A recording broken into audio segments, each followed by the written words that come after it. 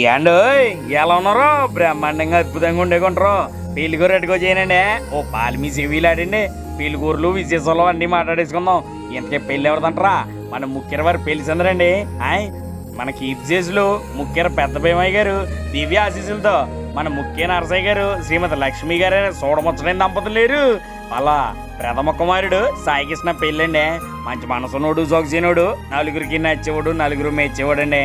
ఆయ్ ఇంతకే మన సాయికృష్ణ చేసుకోబోయే ఆ సక్కన సుక్క కొందర బొమ్మ ఎవరంటారా? మన పంబాల పద్మ గారు శ్రీమతి శ్రీనివాస్ గారులా ఏకైక కుమార్తె సాయి ప్రసన్న అండి.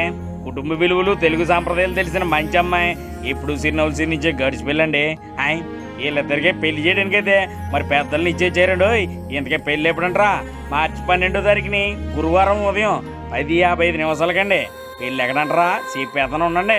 మంచిర్యాల జిల్లా బెల్లంపల్లి మండలం బట్టవాన్పల్లి గ్రామంలో పెళ్లి కూతురింటి వద్దనండి. అన్నీ చెప్పాడు, భోజనాల గురించి చెప్పలే అనుకున్నారా? బయలేటూరే అక్కడికే వస్తున్నాను ఉండండి. మరి మార్చి 15వ తారీఖుని సాయంత్రం 6 గంటల నుంచి అయితే పెళ్లి కొడుకు ఇంటి వద్ద రిసెప్షన్ విందు ఏర్పాటు చేసేసారండి. నావగాయ పిండి వంటలో ప్రేమ అప్యాలతో కలిపి మా ఊళ్ళో ఆకు నిండా వడ్డిచ్చేస్తారు. మీరు కడుపు నిండా అరిగించాలండి. అన్నాడు చెప్తూ మర్చిపోయాను. మన పెళ్లి కొడుకు సాయికృష్ణ గారు వాళ్ళ తమ్ముడు శివయ్య అయితే పెళ్లి పనులన్నీ దగ్గరుండి చూసేసుకుంటున్నాడండి. మరి శివయ్య గారిని సాయికృష్ణ గారిని చూస్తుంటే మరి సీతం వాకిట్లో సిరిమల చెట్లు అన్నదమ్ములు చూసినట్లేదు. అంత అన్యూయంగా కలిసిమెలిసి ఉంటారండి. మీరు అందరూ తప్పనిసరిగా ఇచ్చేసి ఆ నూతన వధువులను ఇద్దరిని ఆశ్రయించారనుకో మనసు ఉల్లాసం ఉత్సాహం ఇట్టే వచ్చేతాయండి. ఉంటానండి. మరి పెళ్ళిలో కలుద్దామండి. మీరు రాకపోతే నాకు మాట వచ్చేదండి. బాయ్.